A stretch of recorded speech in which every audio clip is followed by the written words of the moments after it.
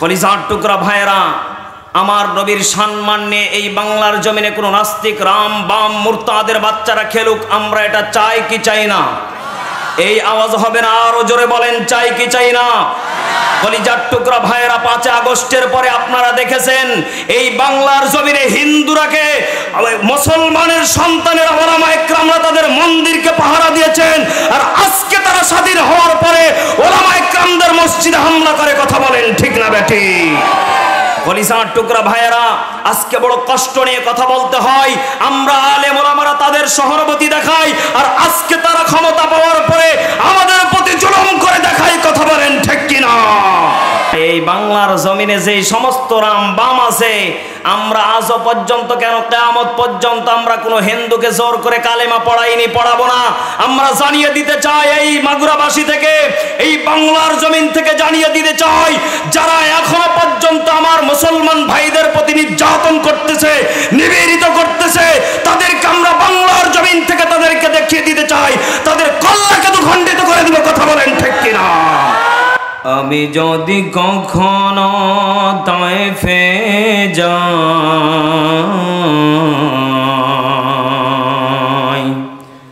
বলবো মাটিকে ডেকে নবীজির খুন ঝরল কথায়।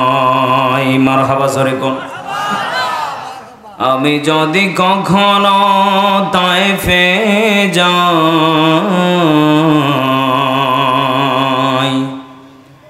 বলবো মাটিকে ডেকে নবীজির খুন ঝরল কথায়। বলে দাও তাই আজ আমাকে প্রতিশোধের দাবানল জ্বালাবো হেথায়। কথা বলেন ঠিক না বেঠিক? বলে দাও তাই আজ আমাকে প্রতিশোধের দাবানল জ্বালাবো হেথায়। হেরার গুহায় তোমারি ধ্যান, আসমান থেকে নামে আল কোরআন। ভাঙলো সবার ভুল তোমারি পরে, আসলো কোরআনের ছায়া তলে। খালিদ ওমর আলী আবু বকর ইসলামী ঝান্ডা নিল যে তুলে। আল আমিন তুমি ছিলে চিরদিনী, সকল মানুষের তরে।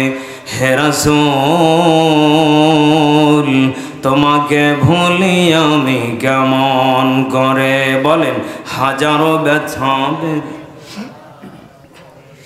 ফিরে আসনি তুমি, দিনের আলো তুমি ছড়িয়ে দিতে। চলে গেলে মদিনায় মক্কা ছেড়ে। হে রাসূল তোমাকে ভুলি আমি কেমন করে? কলিজার টুকরা প্রাণ প্রিয় মাগুরাবাসী, শ্রীপুরবাসী, কালীনগরবাসী, বলেন তো দেখি আমার নবীকে ভোলা যাবে? এই আওয়াজও হবে না। যারা মুসলমানের সন্তান তাদের কণ্ঠ কখনো নিচু হতে পারে না, তাদের কণ্ঠ থাকবে হযরত ওমরের মতো, খালিদ বিন ওয়ালিদের মতো, আমির হামজার মতো। কথা বলেন ঠিক না বেঠি? বিপ্লব মানে জীবন দেওয়া, বসে থাকা নয়, সে কোনদিন আসবে না রে করো যদি ভয়। আসবে বিজয় রক্ত আর জীবনের বিনিময়, আসবে বিজয় রক্ত আর জীবনের বিনিময়। বিপ্লব মানে জীবন দেওয়া, বসে থাকা নয়, সে কোনদিন আসবে না রে করো যদি ভয়। কোথা থেকে কোন ভিনদেশি শকুন আমার দেশে এসে সেবার নামে বসলো জুড়ে মীর জাফরের বেশে। কোথা থেকে কোন ভিনদেশি শকুন আমার দেশে এসে সেবার নামে বসলো জুড়ে মীর জাফরের বেশে। ওদের করতে নাস্তে নাবুদ হতে হবে নির্ভয়, ওদের করতে নাস্তে নাবুদ হতে হবে নির্ভয়। বিপ্লব মানে জীবন দেওয়া বসে থাকা নয়, সে কোনদিন আসবে না রে করো যদি ভয়। আমার ভাইরা, আজকে দেখলাম সোশ্যাল মিডিয়াতে একটা জিনিস ঘোরপাক খাচ্ছে। আমাদের একজন ভাইকে দেখলাম শহীদ করা হয়েছে। কথা বলেন ঠিক না বেঠিক? এই হিন্দু, এই শয়তানটাকে, সব হিন্দুরা খারাপ না, কিছু কিছু হিন্দুরা খারাপ। কথা বলেন ঠিক না বেঠিক? আমি জানিয়ে দিতে চাই কলিজার টুকরা ভাইয়েরা, আপনাদেরকে 5 আগস্টের পরে আপনাদেরকে যেইভাবে ওলামা ইকরাম আপনাদেরকে ভালোবাসা দিয়েছে, আপনাদের একটা লাশও আপনাদের এই বাংলার জমিনে থাকতো না, সব দাদা বাবুর দেশে যেত। কথা কোন ঠিক কিনা? কিন্তু আমরা ওলামা ইকরাম তোমাদেরকে ভালোবাসা দেখিয়ে, তোমাদের মন্দির পাহারা দিয়ে আজকে তোমরা এমন অত্যাচার শুরু করেছো, আমার একজন ভাই সাইফুল ভাইকে শহীদ করেছে। কথা বলেন ঠিক কিনা? কলিজার টুকরা কালীনগরবাসী, আপনাদের ব্যাটারিতে এখন চার্জ ফুল না কি ফুল হয়েছে না কিছুটা বাকি আছে? এখন অনেকে মনে করবেন হুজুর উঠেই শুরু করে দিয়েছে। না, দরকার আছে। আপনি ব্যাটারিতে চার্জ না করে যদি ফোন খুলেন, কি খুলবে? চার্জ করা লাগবে। আপনার চার্জই নেই, আপনি খুলতেছেন কিভাবে খুলবে? কথা বলেন না কেন? এজন্য আমি মেজমা, অনেকে আমাকে বলেছেন এখানে আসার আগে, হুজুরের দাঁড়ি নেই পিছছে। হুজুর কোরআন থেকে খেলা হবে আজকে। দাঁড়ি নেই মানে অনেক মুরব্বীরা নাকি বলেছে হুজুরের দাঁড়ি নেই পিছছে। হুজুর কত কথা ছিল ঘরে বলতেন, এই বাইরে সবার সামনে বলেন কেন? আমার এই যে লিঙ্কন ভাই, উনি আমাকে বলতেছে হুজুর আপনাকে দাওয়াত দেওয়া হয়েছিল প্রধান বক্তা হিসাবে, কিন্তু আমাদের 80টা মাইক আপনি চালাতে পারবেন না। পারবো না মানে?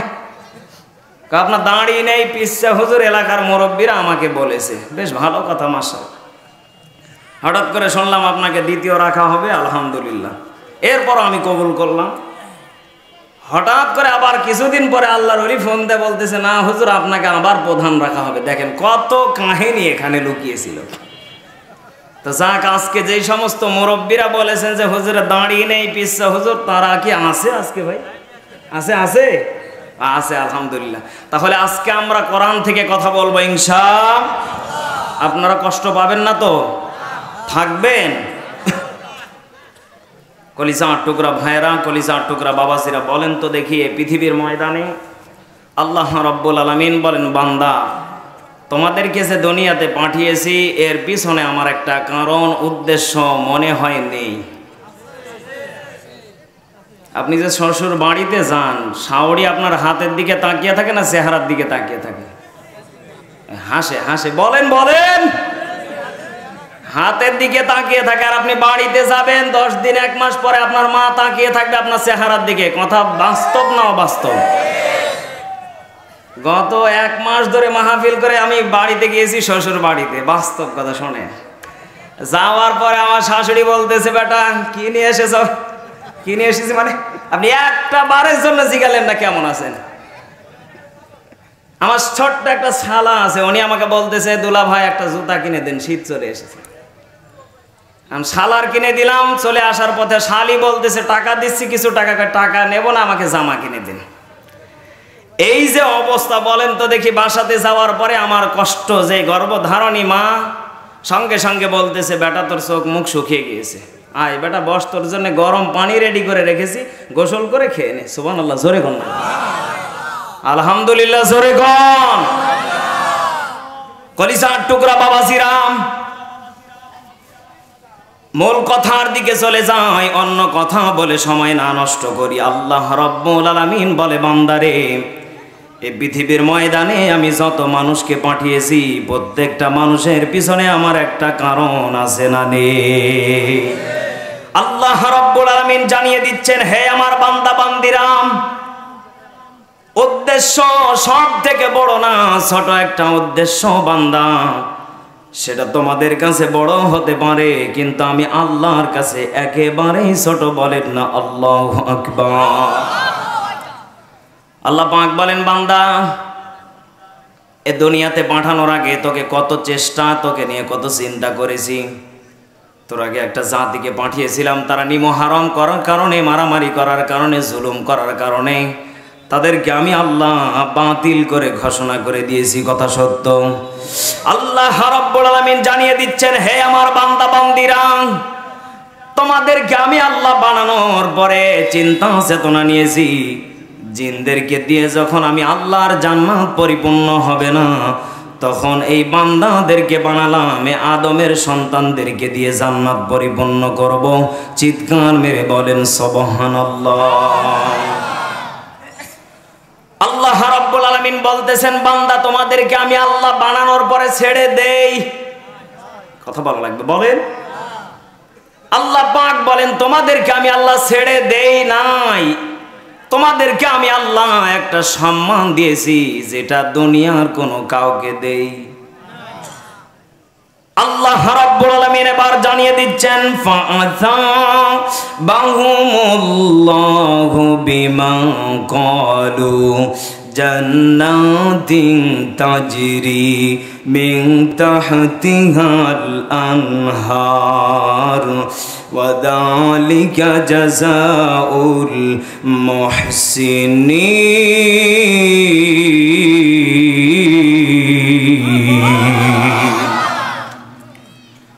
আল্লাহ রাব্বুল আলামিন জানিয়ে দিচ্ছেন সূরা মাইদা 7 নম্বর পারা 1 নম্বর পৃষ্ঠা 5 নম্বর লাইনের 85 নম্বর আয়াত, আপনি এটা পেয়ে যাবেন। যারা গুগল শরীফ চালান তারা এক্ষুনি সার্চ দেন, কারণ ওয়াজ বাস্তব হওয়া দরকার আছে না নেই? আল্লাহ সূরা মাইদার ভিতরে 7 নম্বর পারা 1 নম্বর পৃষ্ঠা 5 নম্বর লাইনের 85 নম্বর আয়াত আল্লাহ জানিয়ে দিচ্ছেন, হে আমার বান্দা বান্দিরা, তোমাদেরকে আমি আল্লাহ সম্মান দিয়ে দুনিয়াতে পাঠিয়েছি। ছোট নিয়ামত। অনেকে বলবেন, হুজুর খালি বারবার বলিয়ে রেছে, আমার বয়ানই হচ্ছে ক্লাস। সুবহানাল্লাহ কইবেন। আমি যতক্ষণ বয়ান করি আমি মনে করি এখন আমরা ক্লাসে আছি। কিসে বলেন? আমি চিল্লা ফাল্লা করে আপনাকে মেরে ফেলে দিয়ে চলে গেলাম, সকালবেলা মনে মনে বলবেন, হুজুর বললোটা কি? অত হবে না। বলেন তো দেখি, এক ছাত্রকে যদি স্যার যদি বারবার করে বলে বেটা বল ক, আমার মনে হয় ওকে ফেরেশতাও যদি কবরে জিগায় মার রব্বুকেও বলবে ক, কারণ ওর শিক্ষা কম। কথা বলেন না কেন? আমরা কোরআনের শিক্ষা আজকে নিতে এসেছি, বাংলার কোনো শিক্ষা না। আমাদের কবরের কিভাবে পথটাকে সহজ করা লাগবে সেই কথা আল্লাহ ১৫০০ বছর আগে কোরআনে দিয়েছেন, কি দেন নাই? আল্লাহ রাব্বুল আলামিন জানিয়ে দিচ্ছেন,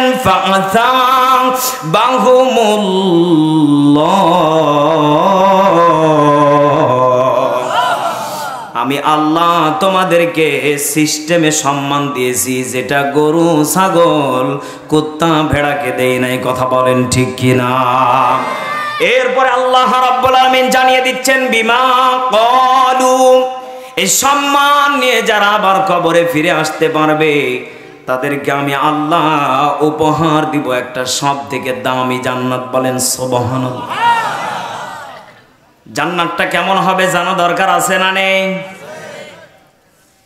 আল্লাহ রাব্বুল আলামিন জানিয়ে দিচ্ছেন, জান্নাতিন তাজরি মিন তাহতিহাল আনহার।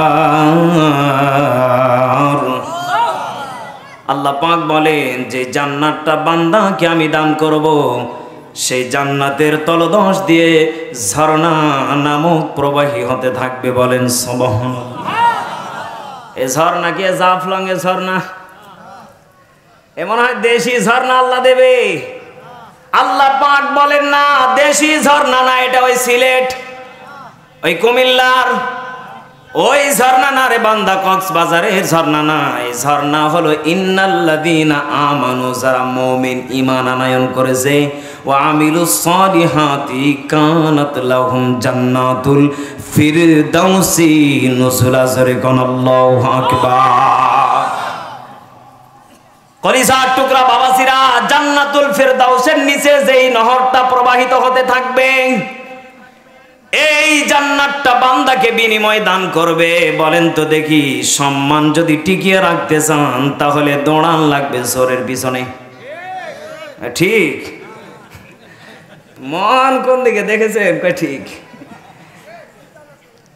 আপনাকে দৌড়ান লাগবে সুদের পিছনে, ঘুষের পিছনে, সুন্দর রমণীর পিছনে। আল্লাহ রাব্বুল আলামিন বলে বান্দা না, এইগুলি করলে চলবে না। যদি জান্নাতের পথ যদি খুঁজে নিতে চাও, 1 নাম্বার টার্গেট নেওয়া লাগবে যেই পথের ভিতরে কোনো কাঁটা বেশি বেশি আছে, ওই পথ বেছে নেওয়া লাগবে। কারণ আমার নবীজিকে কাঁটা দিয়েছিলেন বুড়ি, ও জানতো এটা নবী, এরপর দিত। এদেশে কত মানুষ জানে ওলামায়ে কেরামদের ক্ষতি করলে বড় জাহান্নামী হব, এরপর দেয়। কথা বলে না কেন? ও শয়তানগুলি জানতো এদেরকে যদি গ্রেফতার করি, এদেরকে যদি আমি অপচয়ভাবে যদি হয়রানি করি, এদেরকে যদি কষ্ট দেই, আমাদের ক্ষমতা একদিন বিদায় হয়ে যাবে। সেদিন আমাদেরকে এরকম ভাবে আল্লাহ ডাইরেক্ট আমাদেরকে দুনিয়াতে জুলুম করবে। ক্ষমতায় কেউ স্থায়ী হয় না, হোক না সে হাসিনা কিবা খালেদা, চেয়ারটা চিরকাল রয় না। ক্ষমতায় কেউ স্থায়ী হয় না, হোক না সে হাসিনা কিবা খালেদা, চেয়ারটা চিরকাল রয় না। ঠিক বললেও ঠিক, না বললেও ঠিক। মজিবর বেশি দিন থাকেনি, জিয়াউর কেউ তো রাখেনি। এরশাদ চলে গেছে পৃথিবী ছেড়ে, এরশাদ চলে গেছে পৃথিবী ছেড়ে, কেউ আজ তার কথা কয় না। ক্ষমতায় কেউ স্থায়ী হয় না, হোক না সে হাসিনা কিবা খালেদা, চেয়ারটা চিরকাল রয় না, চেয়ারটা চিরকাল রয় না। কথা বলেন ঠিক কিনা? কলিজার টুকরা বাবা শ্রীরাম, তাহলে সম্মান দিয়েছেন কে? এখন অনেকেই বলবেন হুজুর আপনাকেও তো আল্লাহ সম্মান দিয়েছে, এই চেয়ারে আপনি সারা রাত ওয়াজ করেন, আমরা শুনবো কি হবে?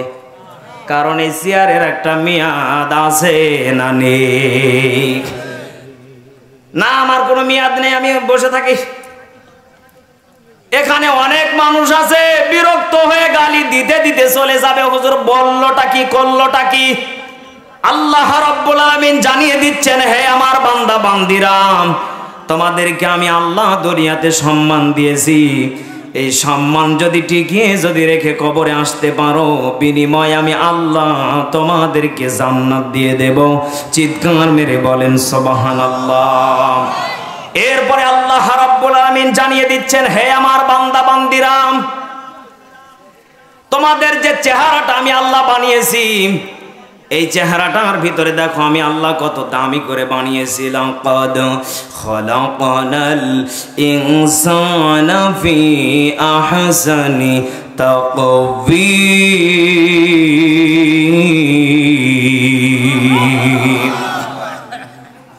আল্লাহ রাব্বুল আলামিন জানিয়ে দিচ্ছেন, হে আমার বান্দা বান্দিরাম, এই পৃথিবীর ময়দানে তোর বাড়ির দিকে, গরুর দিকে তাকিয়ে দেখ, ছাগলের দিকে তাকিয়ে দেখো, ভেড়ার দিকে তাকিয়ে দেখো, কুত্তার দিকে তাকিয়ে দেখো, ওদের চেহারার প্রত্যেকটা পশুর সাথে প্রত্যেকটা চেহারার মিল আছে না নেই? মনে হয় এলাকাতে নেই। কুত্তার চেহারা কুত্তার মতোই, কথা বলে না কেন? ছাগলের চেহারা ছাগলের মতো, গরুর চেহারা গরুর মতো, হরিণের চেহারা হরিণের মতো, রয়্যাল বেঙ্গল টাইগারের চেহারা রয়্যাল বেঙ্গল টাইগারের মতো। বলেন তো দেখি, একটা জাতির চেহারা উল্টা পাল্টা, সেই জাতির নাম কি? এই আওয়াজে হবে না, আরো জোরে বলেন কি? এই মানুষকে আল্লাহ রাব্বুল আলামিন এত দামি করে বানিয়েছেন। আল্লাহ পাক বলেন আহসান, এখানে আল্লাহ আহসানি তাকওয়িম লাগিয়েছেন, বোঝা লাগবে। আল্লাহ পাক বলেন বান্দা তোমাদেরকে উত্তম উত্তম সৌন্দর্য দিয়ে বানিয়েছি। সুবহানাল্লাহ বাড়িতে পড়েন। আল্লাহ রাব্বুল আলামিন জানিয়ে দিচ্ছেন, বান্দারে এত সৌন্দর্য দিয়ে তোমাকে বানালাম, একটা বারের জন্য যদি তুমি বলো আলহামদুলিল্লাহ, আমি মনে করব তুমি আদমের পাক্কা বেটা। সুবহানাল্লাহ।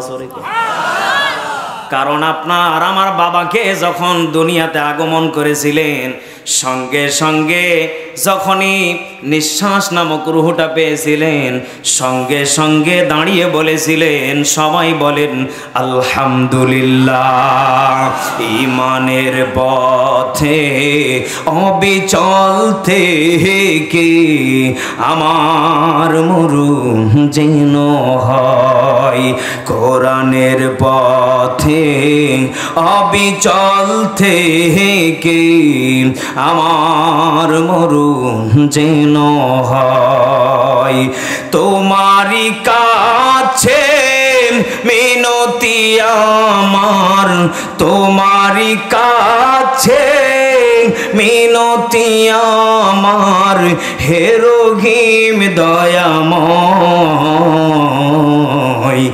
ঈমানের পথে অবিচল থেকে আমার মরণ যেন হয়। লিল্লাহি তাকবীর। ঈমানের পথে মরণ দরকার আছে না নেই? আল্লাহ রাব্বুল আলামিন জানিয়ে দিচ্ছেন, বান্দারে তাহলে তোমাদেরকে উত্তম সৌন্দর্য দিয়ে বানিয়েছি। হুকুম কার? আরো জোরে বলেন, হুকুম কার? আল্লাহ যদি বান্দাকে উত্তম সৌন্দর্য দিয়ে বানাতে পারে, এতে কোনো সন্দেহ? আরো জোরে বলেন, সন্দেহ?